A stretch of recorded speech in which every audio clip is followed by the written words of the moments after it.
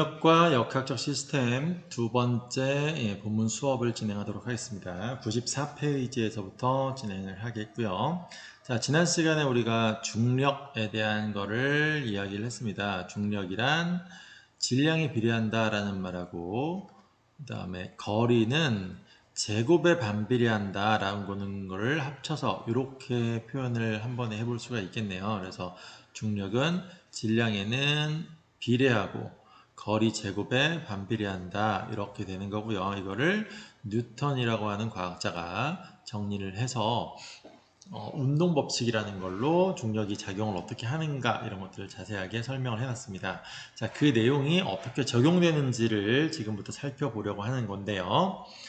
94페이지에는 실험이 나와 있기 때문에 이 실험보다는 그 다음 페이지에 나와 있는 내용들을 먼저 개념을 먼저 하고 이 실험에서 어떻게 적용되는지를 살펴보도록 할게요. 자, 96페이지 내용을 그래서 먼저 좀 살펴보도록 하겠습니다. 자, 96페이지에 보시면 가속도라고 하는 말이 나와 있습니다. 우리 앞에서 계속 강조했네요. 힘이 뭐라고 했죠? 힘이란 모양은 기본입니다. 운동 상태 변화의 원인이다. 이렇게 얘기를 했었죠. 네, 그 다음에 운동 상태가 뭐라고 했었죠? 운동 상태란 속력과 운동 방향 이 두 가지를 합쳐서 운동 상태라고 표현한다. 네, 그 다음에 운동 방향 말고요. 속력이요. 네, 속력을 우리말로는 그렇죠. 빠르기라고 표현을 했고요. 이 두 가지를 합쳐 속력과 운동 방향을 합쳐서 뭐라고도 한다? 속도라고도 한다라고 얘기했었고, 그러면 힘을 다시 표현하면 모양과 속도 변화의 원인이다라고 했는데, 속도 변화라고 하는 걸 다른 말로 또 한 번 바꿨습니다. 뭐라고요? 그렇죠. 가속도라고 표현을 했습니다. 즉 가속도하고 속도 변화가 같은 말이다라는 건데, 구체적으로 가속도를 구하기 위해서 가속도는 어떻게 정의가 되느냐, 조금 정확한 정의를 얘기를 하자면 이렇게 돼요. 단위 시간당 속도의 변화량이다. 여러분들 이 단위 시간당 속도의 변화량이라고 나와 있는 이 문장을 수학식으로 바꿀 수 있으면 과학하기가 매우 쉬워집니다. 많이 나와요. 예를 한번 들어볼게요. 이 표현 자체가 굉장히 많이 나옵니다. 두 사람당 케이크를 1개, 한 개씩을 주세요. 자, 이거 어떻게 표현할까요? 두 사람당 케이크 한 개라고 하면 케이크 한 개를 이건 무슨 뜻이에요? 케이크 한 개를 둘이서 나눠라 이런 얘기잖아요. 네, 그럼 결국 식으로 쓰면 어떻게 됩니까? 두 사람으로 나누는 거죠. 뭐를? 케이크를 한 개를. 네, 이렇게 식으로 쓸 수 있을 거예요. 이거를 영어로 표시를 하게 되면 더 쉬워요. 그런데 조심해야 될 건 영어는 우리말과 어순이 반대라는 거. 요거 하나만 조심하면 훨씬 쉽습니다. 자, 두 사람당 케이크 한 개라고 하면 영어로 바꾸면 어떻게 되느냐? 어순이 우리랑 반대잖아요. 당이라고 하는 거는 퍼가 됩니다. 들어보신 적 있으시죠? 그럼 뭐뭐 당 이렇게 되어 있으면 순서가 바뀌어서 퍼, 투, 사람 그냥 우리말로 쓸게요. person이라고 해야 되겠지만 두 사람당 케이크 한 개씩 one cake 이렇게 되는 거예요. one cake per two person. 네, 두 사람당 케이크 한 개를 영어로 바꾸면 그러면 어떻게 됩니까? 이제 좀 기억이 나세요? per라고 하는 거 들어가는 거 있었죠? 뭐 그렇죠? 미터 per sec 이게 뭐였어요? 미터 per sec인데 식으로 이 per는 뭐? 그렇죠. 슬래시 비금 같이 표현된 이렇게 되어 있는 거니까 결국은 이건 뭐가 되냐면 미터 per sec 이렇게 되는 거겠죠. 마찬가지입니다. 이 미터 per sec는 수학식으로 바꾸면 sec 분의 미터로 우리가 표현을 했듯이 이렇게 두 사람당 케이크 한 개씩 one cake per two person 이렇게 되어 있는 거는 결국은 두 사람당 한 개의 케이크 이렇게 되겠죠. 네. 요거를 우리말로 바꾸면 어떻게 된다? 이 두 사람분의 1케이크를 우리말로 바꾸면 두 사람, 이 분수를 뭐라고 한다? 밑에 분모, 당, 분자, 개수 이런 식으로 해석을 하시면 됩니다. 그래서 가속도는 시간분의 속도 변화량 이렇게 나와 있으면 이걸 어떻게 해석하면 된다? 시간당 속도 변화량 이와 같이 해석을 하시면 됩니다. 이게 연습이 좀 많이 되셔야 됩니다.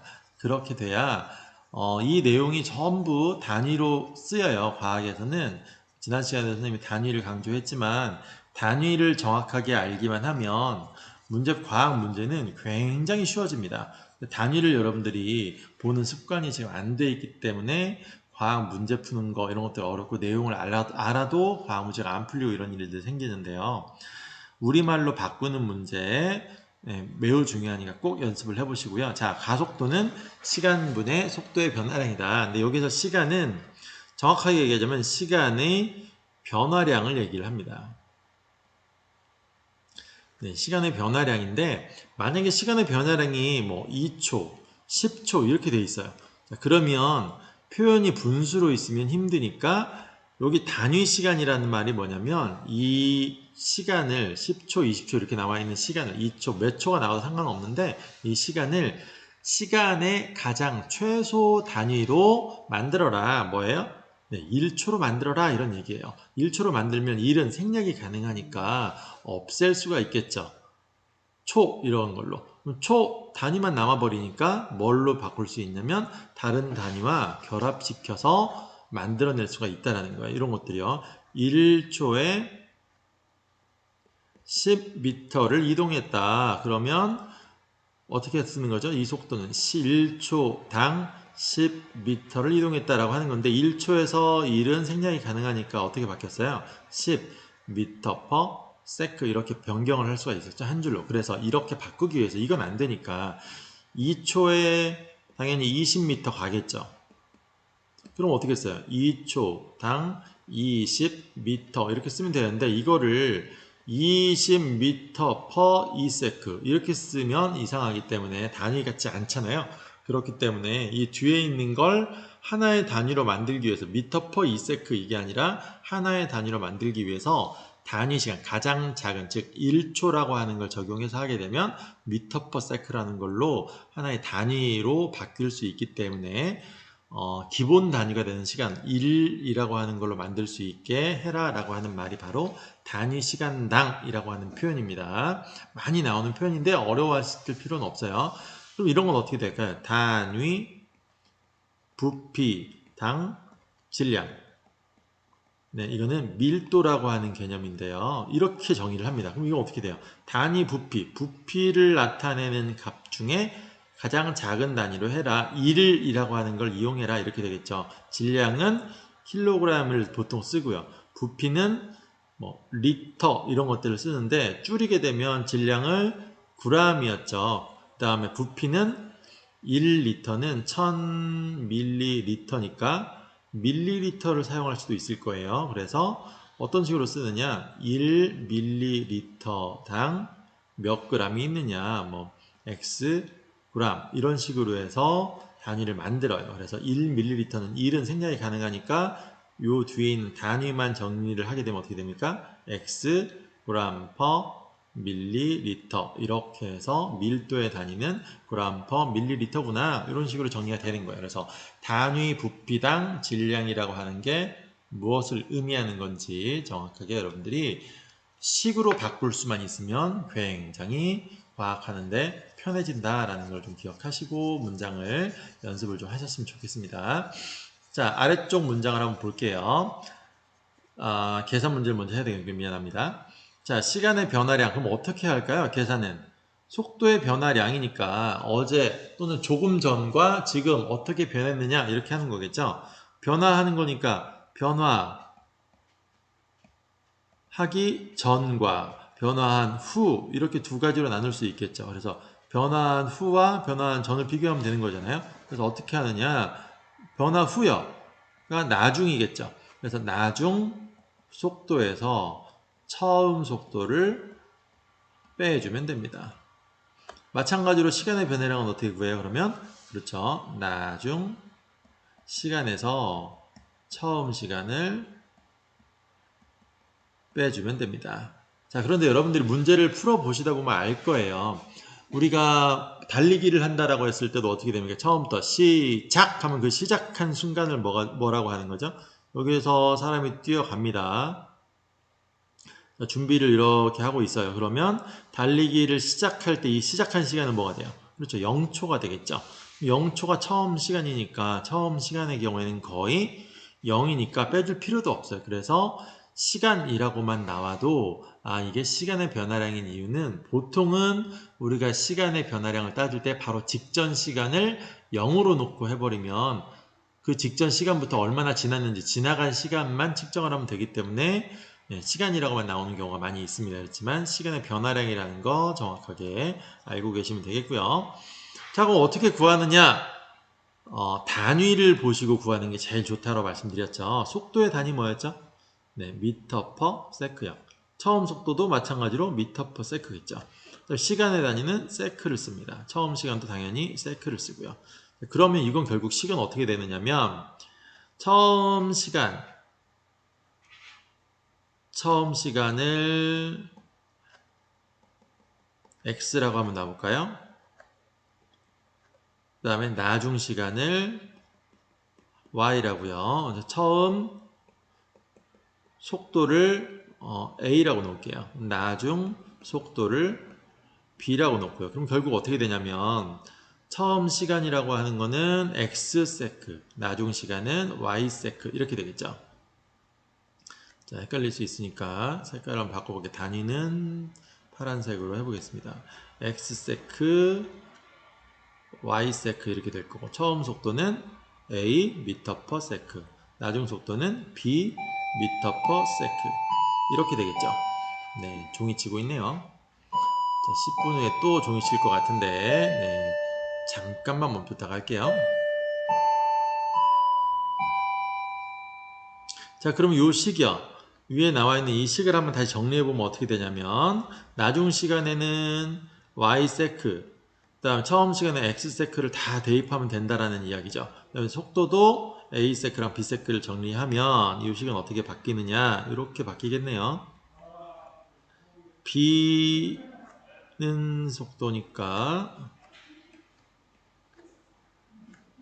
네, 시간으로 하게 되면 y 세크 마이너스 x 세크 분의 b 미터 퍼 세크 마이너스 a 미터 퍼 세크 이렇게 되죠. 여러분들 여기서 이제 많이 실수를 어떤 거를 흔히들 하시느냐 미터 퍼 세크하고 네, 세크 이런 것들을 신경을 안 쓰고 이런 것들을 그냥 버려버리고 x, y, a, b로만 계산하려고 하는 막 욕구가 팍팍팍 들 거예요. 그렇게 많이 해왔어요. 귀찮으니까. 그게 아니라 정리하고 있는 중입니다. 지금은 이렇게 정리를 한번 보여드리고 어떻게 처리하는지도 보여드릴게요. 묶어보세요. 똑같이요. 그러면 어떻게 됩니까? 이거는 b-a 수학 시간에 네, 이항 정리하거나 식 정리하는 거대로 그대로 쓰시면 절대 단 하나도 없애시면 안 돼요. 그 다음에 이건 어떻게 됩니까? y-x의 세크 이렇게 되겠죠. 여기에서 정리를 하는 건데 이 뒤에 미터 퍼 세크 나누기 s라고 하는 거 요것만 정리를 다시 한번 따로 해볼게요. 자, s분의 미터 퍼 세크 이렇게 돼 있죠. 자, 이거는 결국 미터 퍼 세크 곱하기 s분의 1 이렇게 되겠네요. 자, 미터 퍼 세크는 뭐였더라? 그렇죠. 미터 퍼 세크는 s분의 미터, 세크분의 미터였죠. 자, 이걸 대입합니다. 그럼 어떻게 바뀌어요? 세크분의 미터 곱하기 세크분의 1. 그럼 어떻게 됩니까? 분모끼리 분자끼리 곱해주면 세크 제곱분의 미터로 바뀌고 이건 결국 한 줄 쓰기로 만들면 그렇죠. 미터 퍼 세크의 제곱이라고 나오죠. 그래서 이 뒤에 있는 단위를 먼저 정리를 합니다. 그럼 뭐가 나오냐면 미터 퍼 세크의 제곱이 나오겠죠. 자, 앞에 있는 값은 숫자만 지금 떼어낸 거니까 숫자 계산 나중에 해주면 되는데 요걸 계산하고 나면 결국은 뭐가 남는다? 미터 퍼 세크가 남는다 바로 가속도의 단위가 이렇게 나온 겁니다. 미터 퍼 세크의 제곱이라고 하는 단위는 이렇게 나온 거고, 자, 그 다음에 그 앞에 이제 불필요한 것들, 설명했던 것들을 지워 보시면 결국은 처음 속도, 나중 속도, 처음 시간, 나중 시간 이것들을 전부 계산하고 나면 뭐가 남는다? 그렇죠. 단위는 세크분의 미터 퍼 세크라고 하는 단위가 남습니다. 이 두 개가 매우 중요하다라는 거죠. 왜냐하면 시험 문제에는 이 두 가지가 문제 안에 많이 나올 거예요. 그래서 그 문제들을 보면서 풀이를 해내려면 미터 퍼 세크하고 미터 퍼 세크의 제곱, 그 다음에 시간, 이 세 가지를 가지고 문제를 다 풀어낼 수 있기 때문에 단위를 외우는 것들이 굉장히 중요하다라는 거였습니다. 자, 아래쪽에 한번 같이 한번 볼 텐데, 자동차 한번 볼게요. 계산이 어떻게 되는지. 0초에서 1초로 갈 때 속도가 얼마나 나와 있냐면 5m per sec라고 나와 있습니다. 자, 처음 시간이 얼마? 0초. 나중 시간이 1초인데, 이때 5m per sec로 움직였네요. 이렇게 보면 움직이는 과정 중에 있는 중간에 여기 0초부터 1초 사이의 시간이 5m/s다 이렇게 나와 있어요. 보통 이거는 평균 시간, 평균 속도의 개념으로 나온 건데 계산하기 힘들면 중간값을 넣어도 되고요. 똑같이만 넣으시면 됩니다. 0초에서 1초 중간에 평균이니까 이 한 중간을 지날 때가 5m/s였다. 즉 한 중간이면 얼마예요? 0.5초겠죠.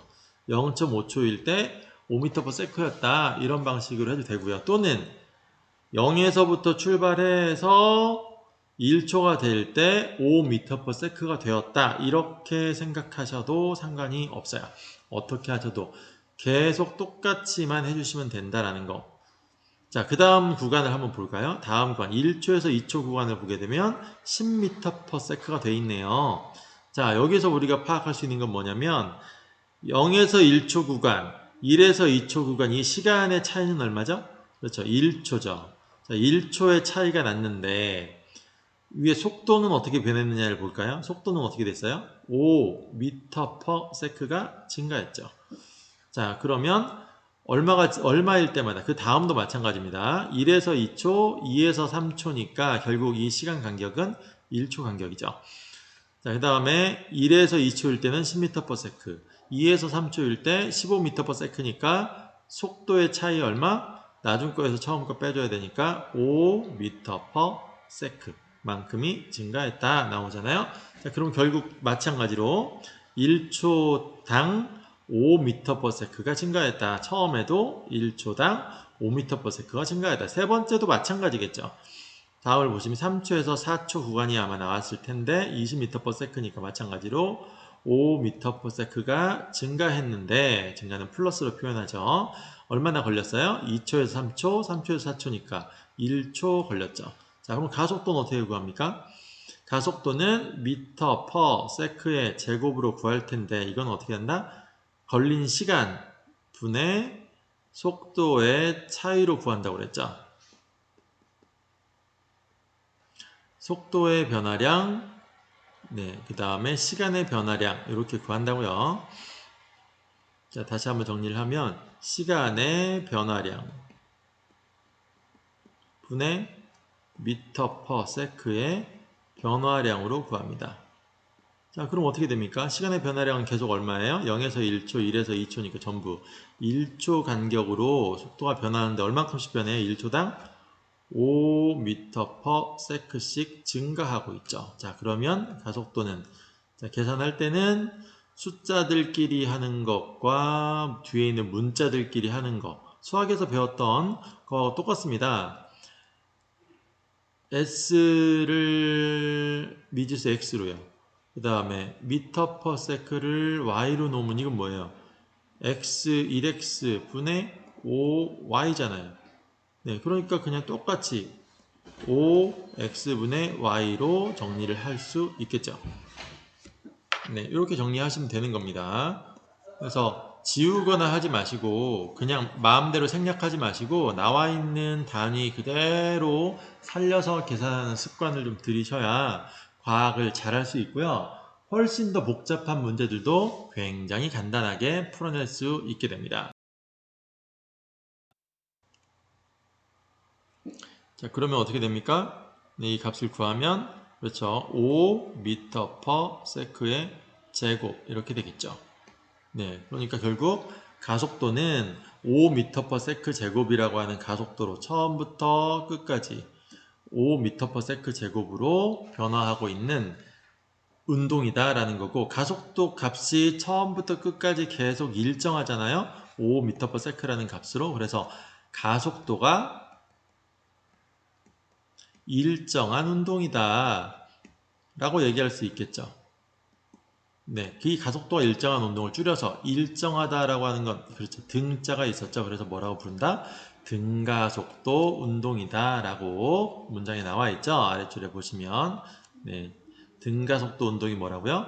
가속도가 일정한 운동이다 라는 이야기입니다. 가속도가 일정하니까 아까 그 앞에 식에서 썼던 단위 시간이나 속도 변화량 이게 뭐예요? 가속도였죠. 그래서 가속도가 일정한 운동이다. 뭐라고 부른다? 등가속도 운동이다. 실제로 네, 힘을 받는 운동은 이렇게 등가속도 운동을 하게 되어 있는데, 지구상에서 여러분들이 많이 착각하는 이유는 계속 얘기하지만 네, 중력과 마찰력이라는 내용을 우리가 생략하고 보기 때문에 많이 일어나는 현상들이 있어요. 그 중력과 마찰력이 전혀 없는 상태, 즉 힘이 아무런 힘도 작용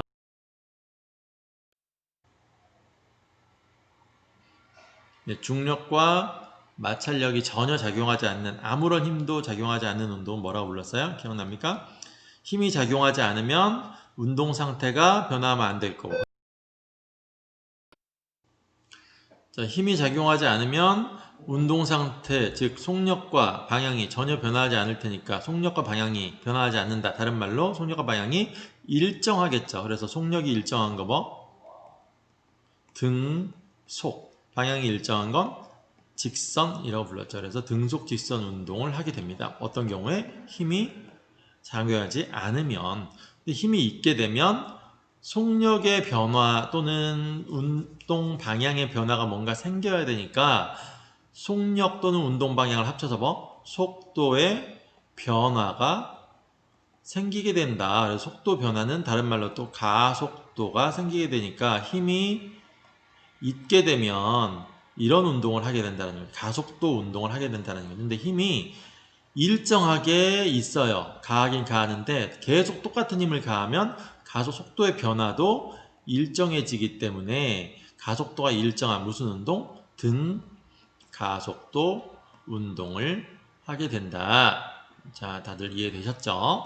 자, 그 내용이 나와 있는 거고요. 자, 오른쪽에 다시 왼쪽으로 본문으로 돌아가서 본문 내용을 정리를 해보시면, 같은 높이에서 쇠구슬을 하나는 가만히 놓고 하나는 동시에 수평 방향으로 발사를 한답니다. 위에 우리가 앞 페이지에서 나왔던 실험에 대한 이야기들이 나와 있는데, 그 실험에 대한 이야기들을 다시 실험으로 돌아가서 볼 거예요. 근데 기본 정리만 좀 해놓고 넘어갈게요. 자, 같은 높이에서, 높이가 같습니다. 두 쇠구슬이, 왜 쇠구슬이냐? 쇠구슬 모양이 변해요, 안 변해요?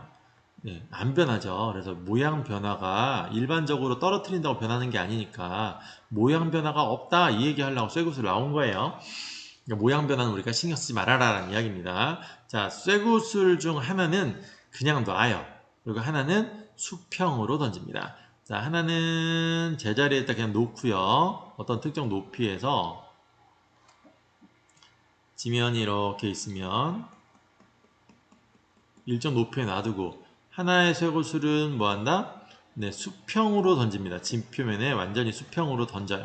자, 이렇게 됐을 때 어떤 일이 벌어지는지 봤더니 두 쇠구슬이 바닥으로 떨어지는데 같은 시간에, 즉 동시에 떨어졌다. 이게 실험 결과다라는 거예요. 왜 이런 일이 벌어질까 설명을 하고 있는데, 중요한 사항은 뭐냐면 공기저항을 무시해야 된다. 자, 우리가 지구에서 평상시에도 늘 어떤 힘을 받고 있다고 그랬죠? 중력이라고 하는 힘을 받고 있고요. 그 다음에 움직이는 물체들은 그렇죠, 마찰력이라고 하는 힘을 늘 받고 있습니다. 자, 그 마찰력 중에서 눈에 보이지 않는 마찰력은 뭐가 있냐면 아무것도 안 닿은 것 같은데 공기 저항이요. 공기와의 마찰력을 늘 받고 있다. 기억나세요? 이 공기 저항을 무시하지 않으면 공기 저항도 힘이기 때문에, 마찰력이라고 하는 힘이기 때문에 그 힘에 의한 변화가 나타나게 돼요. 그래서 공기 저항을 무시하고 중력만 있다고 가정을 하자라는 이야기예요. 그래서 이렇게 된 물체를 자유낙하 운동이다 라고 이야기를 합니다. 자, 새로운 게 나온 게 아니에요. 용어가 계속 새롭게 나온다고 해서 새로운 것 같은데 전부 중학교 때 내용입니다. 자, 그렇지만 기억이 안 나서 저한텐 새로워야 할 수 있으니까 다시 한번 설명드릴게요. 자유낙하란 자유를 주겠다라는 거예요. 무슨 자유를 주냐면 위에서 잡고 있어요. 그래서 이 조건이 중요한데, 첫 번째 0m/s에서 출발을 합니다. 0m/s란 운동한다 안 한다? 안 한다라는 거죠. 즉 정지한 물체라는 이야기잖아요. 맞습니다. 정지 상태에서 이렇게 바꿔도 되겠죠. 하늘에 멈춰 있는 물체가 뭐 가만히 있다가 이런 것들 전부 다 정지 상태를 표현하는 거죠. 그래서 뭘로 표현해도 상관없어요. 정지 상태에서 출발을 해야 되는 거고, 자유를 준다라고 하는 건 뭐냐? 위에 잡고 있다가 우리가 놔준다라는 이야기예요. 물체를 하늘에 떠있게 잡고 있다가 그냥 놓겠다. 그러면 그 물체는 힘이 작용해요, 안 해요? 작용하겠죠. 지구기 때문에 항상 뭐는 작용한다? 중력은 작용을 해야만 된다. 마찰력은 무시하지만, 공기 저항이 없다고 했으니까 마찰력은 무시하겠지만 중력은 존재하는 이런 상황을 가정하자라는 거예요. 그러면 중력은 존재하니까 중력은 받겠죠. 자, 중력을 받으면 중력은 어느 방향으로 작용하더라? 지구 중심 방향. 그 지구 중심 방향을 뭐라고도 부르냐면 연직 방향이라고도 불러요. 같은 말이에요. 지구 중심 방향이라고 하는 말을 연직 방향이라고도 부르는데, 연직 방향이라고 하는 게 뭐냐면 연이 추를 얘기해요. 추. 이렇게 실에 추 같은 게 달려있는 거, 무거운 추를 이렇게 달아놓고 이거를 연이라고 불러요. 이게 추 연자인데, 이 추를 손으로 가만히 들고 있으면 추가 가리키는 것은 결국 어디일까요? 이 추가 가리키고 있는 것, 이 실이 쭉 곧게 펴져 가지고 추가 가리키고 있는 것은 지구의 중심을 가리키고 있겠죠. 네, 그래서 이거는 예전에 건물 지을 때 많이 쓰던 방법이긴 합니다. 건물에 수직을 제대로 세워야 건물이 무너지지 않겠죠. 그래서 건물 지을 때 예전에 건축하시던 분들이 이런 추를 들고서 추에 맞춰 가지고 건물을 지으면 무너지지 않기 때문에 이용했다고 해서 지금도 사용하고 있는 말이에요. 연직 방향이라고 하는 말. 그래서 지구 중심 방향 같은 말입니다. 자, 중력만 받으면 어디로 운동한다? 연직 방향으로. 그러니까 결국 어떻게 돼요? 낙하하게 떨어지겠죠. 네, 그래서 운동. 자, 자유낙하의 정의가 나와 있네요. 자유낙하란 뭐라고요? 정지 상태에서 중력만 받아서 낙하하는 운동을 뭐라고 부른다? 자유낙하 운동이다. 이렇게 부른다라는 거. 자, 그러면 앞으로 가서 이제 실험을 한번 같이 살펴볼 텐데, 자유낙하하는 물체는 결국 어떻게 될 수밖에 없습니까? 중력을 받아요, 안 받아요? 받는다고 그랬죠. 중력을 받으면 당연히 속도가 변화하는 운동을 하게 되겠죠. 중력의 크기 앞에서 나왔었는데, 중력의 크기를 이야기할 때 중력의 크기는 뭐라고 그랬죠? 두 가지였죠. 뭐 물체의 질량에 비례한다. 그 다음에 거리의 제곱에 반비례한다. 이렇게 얘기했는데, 물체가 높아지면 지구와의 거리가 커지니까 중력이 작아지는 게 아닙니까? 라고 생각하실 수 있겠는데 절대 안 됩니다. 일상생활 중에 우리가 접하는 모든 중력의 크기는 동일하다고 봐요. 좀 위에 있거나 좀 아래에 있더라도 거리를 따지지 않는다. 왜 그러느냐? 첫 번째 시간에 얘기를 했는데, 지구의 반지름을 중력을 잴 때 이 지표면에 있는 사람들은 전부 다 지구 반지름에 있다, 이렇게 표현을 하거든요. 지구 반지름이 6,400km 정도 됩니다. 그러니까 약을 붙여줘야 돼요. 무슨 뜻이냐? 6,400km보다 좀 크거나 작아요. 1, 2km 정도가 아니라 한 50km 정도가 크거나 작은 거. 그 정도를 포함해서 그냥 6,400km라고 얘기를 하는 거기 때문에 이 사람이 이 공을 위에 들고 있어가지고 50km 정도까지 올라가고 막 이렇게 뭔가 좀 제대로 차이가 날 정도가 되려면 최소한 10km 이상 요 정도가 차이가 나야지만 인정을 해주고 그렇지 않으면 이 지구 반지름 안에 다 파묻혀 버려요. 이 정도 차이는 이 선 안에 다 들어간다고요. 그렇기 때문에 높이 차이를 우리가 인정하지 않습니다. 즉, 요 바닥에 있는 공이나 요 정도 높이에 있는 공은 다 똑같은 공으로 봐요. 거리를 일정하게 지구 반지름으로만 측정을 하기 때문에 무시를 하고 됩니다. 그러면 거리는 일정하다 이렇게 본다고요. 일상생활 중에는 거리는 일정하다라고 봅니다. 거리가 일정하면 이 같은 물체니까 당연히 질량도 일정하겠죠. 거리와 질량이 모두 다 일정하니까 중력은 어떻게 될 수밖에 없어요? 일정하다 이렇게. 일상생활에서 우리가 만나는 높이, 뭐 공을 좀 높이 들었다거나 이런 뭐 2층에서 떨어뜨렸다거나 이런 것도 다 똑같아요. 뭐 1층, 10층, 20층 이런 것들도 다 비슷하게 취급을 하고 어떤 단어가 나올 때 문제가 되느냐 높은 산, 뭐 비행기에 타고 간다 아니면 뭐 초고층 빌딩 이런 식으로 등장을 할 경우에만 신경을 쓰면 되는 거고 그냥 일상생활 중에 뭐 들어 올려가지고 떨어뜨렸다거나 뭐 한 10m 높이에서 낙하를 시켰다 이런 식으로 나올 때에는 전혀 신경 쓸 필요가 없고 매우 뭐 높다라고 하는 것들이 강조돼서 나오게 될 겁니다. 뭐 비행기를 타고 날아가고 있는 중이다 이런 식으로 강조돼서 나올 거니까 이런 상황에서만 해석을 하시면 되겠고 문제를 푸실 때는 전혀 신경 쓸 필요가 없다라는 거 알고 푸시면 됩니다. 그럼 결론 어떻게 돼요? 중력은 어떻다? 높이가 조금 높으나 낮으나 중력의 크기는 어떻다? 일정하다라는 이야기죠. 중력의 크기는 일정합니다. 일상생활 중 높이하고는 상관없이 일정하다라고 하는 것들을 적용을 해볼까요? 자, 중력만 받아서 운동하는 게 자유낙하 운동이라고 했습니다. 그런데 중력의 크기가 어떻다고 낙하하는 내내 일정하단 말이에요. 이 중력의 크기가 일정합니다. 그러면 결론은요. 중력이 일정하다. 자, 그러면 힘을 받으니까 중력에 의해서 뭐가 나타난다고 그랬죠? 속도의 변화가 나타난다고 그랬죠.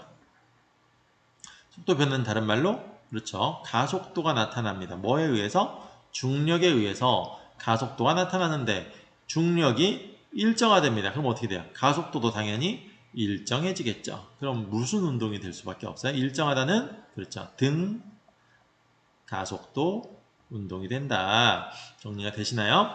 그래서 등가속도 운동이라는 말을 계속 하기 위해서 이렇게 길게 설명을 했습니다. 나머지는 읽어보시면 되는데 자유낙하 물체는 어떻게 연직 아래 방향으로 속도가 일정하게 커지는 무슨 운동을 한다? 등가속도 운동을 한다라고 잘 나와 있죠. 자유낙하하는 물체는 등가속도 운동을 한다. 등가속도 뭐라고요? 속도 변화가 일정하다. 속도 변화는 힘 때문이고 그럼 힘이 일정하다. 이렇게 자유낙하에 대해서 해석할 수 있으면 됩니다. 자, 그 다음에 수평 옆으로 던진 물체의 운동은 직접 우리가 사진을 보면서 이야기를 하면 되는데 사진을 해석해 놓은 게 아래쪽에 옆에 있는 그래프입니다. 수직 방향으로 한번 보세요. 수직 방향으로 이 그래프가 어떻게 운동하는지를 쭉 한번 보시면 수직선이 지금 수직 방향으로니까 수평선을 그려서 비교를 해봐야 되겠죠. 자, 어떻게 되고 있는지 그림이 좀 보이세요? 자, 높이가 어떻습니까? 떨어지고 있는 높이가 빨간색 공과 노란색 공을 같은 시간 동안 이렇게 측정을 해봤는데 떨어지고 있는 높낮이가 어때요? 거의 같죠. 네. 옆으로 던져. 노란 공은 처음 시작할 때 옆으로 오른쪽으로 던진 거고 빨간 공은 가만히 놨고 노란 공은 오른쪽으로 던졌어요. 그런데 떨어지고 있는 건 어때요? 완벽하게 똑같이 떨어지고 있죠. 그래서 수평으로 던진 물체의 운동을 해석을 하려면 두 가지를 봐야 돼요. 수평 방향과 수직 방향으로 나누어서 보통 생각을 합니다. 그래서 수평 방향으로 던진 물체의 경우가 나와 있죠. 수평 방향으로 던진 물체는 뭘로 나눈다? 첫 번째, 수평 방향으로는 어떻게 운동하는지. 두 번째, 연직 아래 방향, 수직 방향이죠. 수직 방향으로는 어떻게 운동하는지 이 두 가지를 나눠서 생각해라 라는 거고, 수평 방향으로는 어떻게 운동하느냐? 속도가 일정한 운동을 한다. 한번 볼까요? 속도가 일정하면 일정 시간 동안 같은 거리를 가야 되겠죠. 자, 거리를 한번 쭉 비교해 보시면 일정한 시간 간격으로 사진을 찍었더니 어떻게 됐어요? 밑에 그림자에 잘 나와 있죠. 근데 간격이 일정한가요? 네, 거리가 거의 일정하게 나타나고 있네요. 자, 그러니까 이 거리가 일정하다는 결국 같은 시간 동안 같은 거리를 갔다니까 속도가 일정하다. 무슨 운동? 등속 운동을 하고 있다라고 이야기할 수 있겠죠. 어떻게? 수평 방향으로는요. 수직 방향으로는 처음 자연학과와 똑같으니까 무슨 운동이에요? 수직 방향으로는 그렇죠. 등, 가속도 운동을 하고 있는 거고. 자, 등속 운동을 하고 있다. 수평 방향으로는 왜냐? 수평 방향으로 작용한 힘이 있었을까요? 없었을까요? 아까 뭐라고 그랬죠? 자연학과하고 똑같아요. 운동하는 물체 중에 특히 공기 중에서 운동하는 물체는 중력과 마찰력, 공기저항이라고 하는 마찰력 이렇게 두 가지만 받을 텐데 공기저항을 무시해버렸단 말이에요. 만약에 공기저항이 있으면 이 공이 움직이면서 공기저항을 받으니까 수평 방향으로도 힘을 받게 돼 있어요. 근데 공기저항을 없다고 했으니까 공기저항이 없으면 뭐만 받게 돼요? 중력만. 근데 중력은 어느 방향? 수직 방향으로 작용하는, 즉 연지가 아래로 작용하는 힘이기 때문에 수평 방향으로 힘은 존재하지 않습니다. 그러니까 수평 방향의 운동에 대해서는 더해주거나 더 빠르게 만들어주거나 느리게 만들어주거나, 즉 수평 방향에 힘이 없다는 것은 수평 방향으로의 운동에 대해서는 뭘 할 수가 없다? 속도의 변화가 없게 된다라는 거고, 속도 변화가 없는 운동 뭐라고 불러요? 우리 등속 운동이겠죠. 네, 이렇게 정리가 됩니다. 그래서 수평 방향의 운동은 등속 운동을, 왜? 작용하는 힘이 수평 방향으로는 작용하지 않으니까. 뭐만 작용해요? 수직 방향으로의 중력만 작용한다. 자, 좀 정리가 되셨나요? 그러면 앞 페이지에 실험으로 넘어가서 실험 활동을 한번 정리해 볼게요. 자, 첫 번째 실험 장치가 나와 있네요. 이 실험 장치는 이 가운데 있는 까만색 사진을 보시면 사진 가운데 이렇게 까만색으로 나와 있는 그 부분에서 이 부분이 버튼이에요. 이걸 딱 누르면 어떻게 되느냐? 공은 왼쪽에 A는 그냥 떨어지고요. 이걸 누르는 순간 이 안에서 이 막대기가 탁 하고 튀어나옵니다. 그래서 B를 쳐요. B는 수평으로 힘을 받아서 이런 식으로 떨어지게 된다는 거죠. 그래서 수평 옆으로 던진 물체의 운동과 그냥 놔둔 자유낙하하는 물체의 운동을 동시에 구현할 수 있게 만든 장치고요. 이게 동시에 돼야 되겠죠. 근데 기계 문제 때문에 실제로 해보면 동시에 되지 않는 경우가 조금씩 아주 미세하게 차이가 나는 경우가 발생하는데 그거는 기계 문제인 거고 그거를 좀 감안해서 해석을 하셔야 됩니다. 자, 다음 페이지에 가시면 이제 실제 해석이 되는데요. 자, 잘 보시면 A 위치에서부터 떨어뜨렸습니다. A 위치에서 떨어뜨려 가지고 순서대로 가고 있는 건데 요 A 위치를 그러니까 얼마로 시간을 잡으면 되겠어요?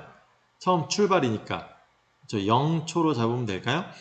B도 마찬가지 이 첫 번째 위치 여기가 바로 얼마? 0초 때다 이렇게 되는 거죠. 가운데다 놔두면 이게 0초입니다.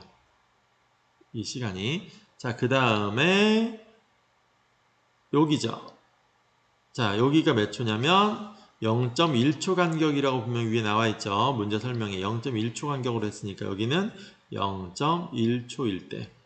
그 다음에 요 위치 이쪽도 요 위치 같은 위치네요. 네, 이 같은 위치 여기 있을 때가 0.2초일 때. 그 다음 위치도 쭉 연결해 보면 같은 높이네요. 0.3초일 때.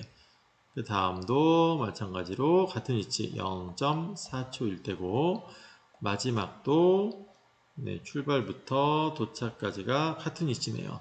얼마? 0.5초일 때. 그래서 0.1초부터 0.5초까지 사진을 촬영을 했습니다. 같은 높이에서부터 낙하를 시작하니까 어떻게 됐어요? 바닥에 닿는 것도 동시에 낙하하더라. 앞에서 나왔던 거죠. 같은 높이에서 떨어뜨리면 옆으로 던지든 가만히 놓든 위로 던지면 얘기가 달라지겠죠. 아래로 던진다거나 위쪽으로 던진다거나 하게 되면 당연히 낙하 시간이 달라질 텐데 수평 옆으로 던지게 되는 경우에는 동시에 자유낙하하는 물체와 동시에 낙하되게 된다라는 것들이 일단 요 실험식 안에서 보이고 있고요. 자, 거리도 한번 재볼게요. 모눈종이 한 칸이 몇 센티미터? 5cm라고 되어 있어요. 그러면 자, A가 낙하한 거리 한번 재볼게요. 첫 번째 0.1초가 지나니까 얼만큼? 한 칸만큼 낙하했으면 이건 몇 cm입니까? 그렇죠. 5cm라고 방금 나와 있었죠. 네, 여기는 5cm고요. 자, 그 다음에 여기까지죠. 그럼 몇 칸이에요? 한 칸, 두 칸, 세 칸이네요. 그럼 몇 cm? 15cm고요. 자, 그 다음은 여기까지니까 0.3초까지는 한 칸, 두 칸, 세 칸, 네 칸, 다섯 칸입니다. 그럼 얼마예요? 그렇죠. 25cm. 그 다음은 이제 좀 규칙성이 나오기 시작했네요. 몇 칸인지 보시면 하나, 둘, 셋, 넷, 다섯, 여섯, 일곱 칸이니까 얼마? 35cm. 마지막 여기까지는 이제 9칸이겠죠? 확인만 해볼게요. 셋, 넷, 다섯, 여섯, 일곱, 여덟, 9칸이니까 얼마? 45cm. 이렇게 정리가 됩니다. 자, 가로 방향으로는 A는 0이고요. B의 경우에는 수평 방향으로도 이동을 했으니까 수평 방향의 거리도 한번 재봅시다. 여기서 여기까지 얼마냐면 한 칸, 두 칸, 세 칸, 네 칸, 다섯 칸이니까 얼마예요? 25cm가 되겠고요. 자, 그 다음 위치까지도 보시면 하나, 둘, 셋, 넷, 다섯 칸이니까 얼마? 25cm. 그 다음 위치는 여긴데 그 다음 위치까지도 하나, 둘, 셋, 넷, 다섯 칸이니까 25cm. 그러네요. 정말로 수평 방향의 위치는 네, 이 이동한 거리가 계속 다섯 칸 간격으로 있습니다. 25cm. 마지막도 마찬가지로 네, 여기서부터 여기, 네, 요 위치잖아요. 얼마입니까? 그렇죠. 25cm. 어때요? 전부 다 얼마? 0.1초 간격으로 사진을 찍었는데 0.1초 동안 25cm를 갔다라고 하는 게 변하지 않았죠. 자, 이 내용을 아래쪽에 있는 표에다가 구간별로 정리해 보시면 됩니다. 첫 번째, 연직 아래 방향으로 이동한 거리 미터로 바꾸라고 되어 있네요. 자, 5cm는 센티가 뭐라고 그랬냐면 1cm. 그래서 이 센티가 뭐라고 그랬냐면 네, 100분의 1 맞습니다. 자, 그러면 C에다가 이 센티요. 센티미터, 센티에다가 100분의 1 넣으세요. 그럼 어떻게 됩니까? 5 곱하기 100분의 1 곱하기 미터 이렇게 되죠. 자, 그럼 곱하기 다 생략하고 약분 되니까 약분하고 나면 약분 안 해도 사실 상관없습니다. 100분의 5니까 어떻게 돼요? 0.05 이렇게 되겠죠. 미터요. 자, 됐습니까? 그러면 연지가 아래 방향으로 이동한 거리는 얼마가 나와요? 5cm니까 0.05m. 15cm라고 한다면 똑같이 여기다 15를 적용하면 여기가 1,5가 되겠네요. 그럼 얼마가 됩니까? 0.15m. 25cm가 들어가면 네, 0.25m. 35cm라고 한다면 0.35m. 0.45m 이렇게 되겠죠. 자, 밑에도 마찬가지입니다. B도 아까 우리가 수직거리 따져봤을 때 A하고 똑같았으니까 그냥 기록만 해놓으면 되겠네요. 0.05, 0.15, 0.25, 0.35, 0.45 이렇게 되는데 수평 방향으로의 거리가 조금 달랐어요. 맨 위에 보시면 수평 방향은 어떻게 됐어요? 25cm씩 가고 있죠. 그러니까 처음부터 0에서 1초에도 25cm 얼마? 그렇죠. 0.25 미터를 갖고요. 그 다음에 계속 똑같네요. 0.25 네, 0.25m씩으로 변한 적이 한 번도 없었죠. 그래서 무슨 운동이다? 네, 속도가 변하지 않는 운동이니까 등속 운동이다. 이렇게 가겠죠. 자, 연직 운동부터 해석을 해보겠습니다. 0.1초 동안에 0.05m를 움직인 거니까 속력 구할 수 있겠네요. 시간과 이동거리가 나오죠. 시간은 얼마? 0.1초라고 되어 있네요. 표 안에 보시면 0에서 0.1초 사이 공간이라고 그 시간이라고 했으니까 시간은 0.1초. 뭐 마이너스 0초를 해줘도 상관없어요. 다 0.1초니까 분의 속력은 어떻게 됩니까? 이동 거리를 먼저 구해야 되겠죠. 이동 거리는 0.05m 같대요. 0.05m. 그럼 속력이 어떻게 돼요?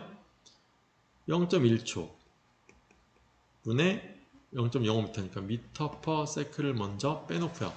0.1분에 0.05면 1분에 0.5니까 바로 0.5 나오겠네요. 그래서 0.5 미터 퍼 세크, 이게 첫 번째 구간의 구간 속력이 되겠습니다. 여기는 얼마? 0에서 0.1초 구간에는 0.5 미터 퍼 세크. 자, 하나만 하면 되는데 하나만 더 해보시면 바로바로 적용이 될 겁니다. 얼마? 여기다가 0. 두 번째 구간이요. 0.1에서 0.2초 구간이라고 하면 시간은 똑같죠? 네, 시간도 다 집어넣어 보시면 0.2초부터 네, 0.2초부터 0.1초까지의 구간이죠. 거꾸로요. 0.1초에서 0.2초 구간이니까 시간의 변화량은 0.2-0.1일 거고, 거리의 변화량은 구할 필요가 없는 게 구간 거리가 이미 나와 있어요. 이동한 거리가. 그러니까 그대로 적용하면 되겠죠. 요거는 초. 네, 구간 거리는 얼마가 나와 있냐면 0.15초, 15m라고만 나와 있네요. 네. 0.15m. 그러면 단위는 미터 퍼 세크가 똑같고 밑에도 0.1이 똑같은데 위에가 0.15니까 0.5가 아니라 얼마가 나와요? 네, 1.5가 돼야 되겠죠. 나머지 똑같습니다. 여기는 1.5m per sec. 여기는 0.25니까 0.25 넣으면 어떻게 돼요? 네, 2.5m per sec. 다음은 3.5m per sec. 다음은 4.5m per sec. 이렇게 되겠죠. 자, 그러면 속력을 이렇게 구하고 나면 우리가 그 다음에 해야 될 건 뭐냐면 차이를 보는 거예요. 첫 번째 속도와 두 번째 속도 차이 있나요? 있네요. 얼마? 1m per sec가 증가했죠. 증가는 플러스라고 붙이면 됩니다. 그 다음도 마찬가지 얼마? 1.5에서 2.5m/s니까 1m per sec가 증가했다, 이런 얘기고, 그 다음 단계에서도 0.3, 0.4초가 됐으면 또 네, 1m per sec만큼이 증가해 있죠. 계속 1m per sec만큼이 증가해 있구나. 자, 일정하다라고 했죠. 뭐가 일정하다? 속도가 증가하는, 속도가 변화하는 그 크기가 일정하다. 네, 등가속도 운동이라는 게 증명이 됐고요. 그 다음에 가속도를 구해보시면 첫 번째 구간과 두 번째 구간을 가면서 1m per sec가 증가했어요. 그러면 가속도는 어떻게 구한다고 그랬죠? 가속도란 시간의 변화량 분의 속도의 변화량, 이렇게 구하면 되는데, 속도의 변화량이 얼마인지를 보시면 1m per sec만큼이 변화량이죠. 이거는 속도가 아니라 속도의 증가량이니까, 그래서 플러스 1m per sec가 속도의 변화량이고, 시간의 변화량은 어떻게 돼요? 0에서 0.1, 1에서 0.2, 요거의 시간 간격은 얼마입니까? 네, 0.1초겠죠. 자, 그러면 여기요, 미터 퍼 세크 나누기 s, 이건 뭘로 바꾼다? 미터 퍼 세크의 제곱. 0.1분의 1은 10. 그래서 이 운동의 가속도는 10m per sec구나. 자유 낙하 운동의 가속도는 10m per sec라는 걸 우리가 확인할 수 있었고요. 자, 수평 방향으로 던진 쇠구슬 똑같고, 연직 방향으로는 똑같고, 수평 방향으로 나눠서 생각을 해보면 처음부터 끝까지 0.25니까 각각의 식으로 구하더라도 얼마가 나오겠어요? 아까 0.25 있는 거 여기 가운데 있네요. 시간 간격 똑같고 거리는 요만큼이니까 이걸로 바로 적용하면 되겠죠. 그럼 어떻게 됩니까? 1초일 때, 0에서 0.1초일 때, 네, 위에 있는 요거요, 2.5m per sec. 그 다음도 2.5m per sec. 0.1초분에 0.25m니까 2.5m per sec. 2.5m per sec. 2.5m per sec. 자, 처음부터 끝까지 계속 어때요? 2.5m per sec. 즉, 속도가 어떻다? 변해요, 안 변해요? 안 변하잖아요. 즉, 속도가 그렇죠, 일정하다라는 이야기입니다. 속도가 일정한 운동을 하고 있구나. 어떻게?